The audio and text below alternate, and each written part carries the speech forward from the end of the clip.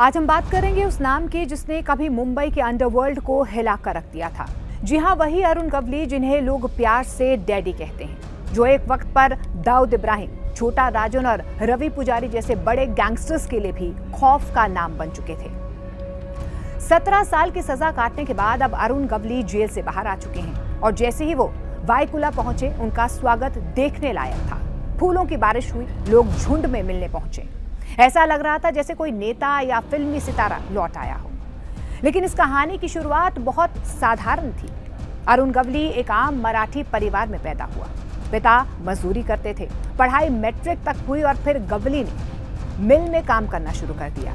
लेकिन हालात कुछ ऐसे बने कि गवली का रास्ता जुर्म की दुनिया की ओर मुड़ गया। पहले छोटे मोटे जुए के अड्डे में काम करना शुरू किया और धीरे धीरे अंडरवर्ल्ड में कदम रख दिया। 1980 के दशक में गवली की दोस्ती हुई रामा नाइक से, जो पहले से गैंग चला रहा था। रामा के जरिए गवली की मुलाकात दाऊद इब्राहिम से हुई। कुछ वक्त तक तीनों साथ रहे, लेकिन 1988 में रामा नाइक की हत्या हो गई और गवली को शक था कि इसमें दाऊद का हाथ है।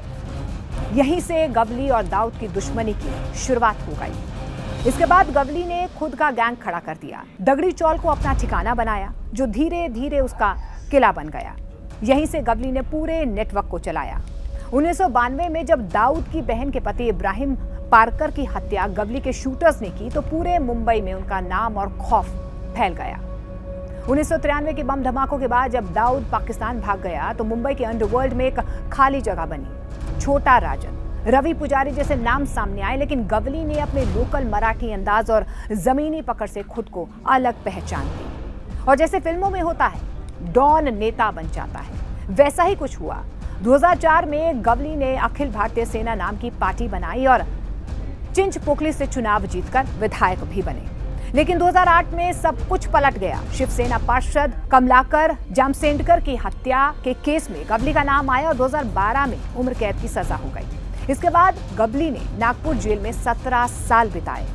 अब सुप्रीम कोर्ट की मंजूरी के बाद गवली जेल से बाहर हैं और सवाल उठता है कि क्या अब वो फिर से राजनीति में आएंगे?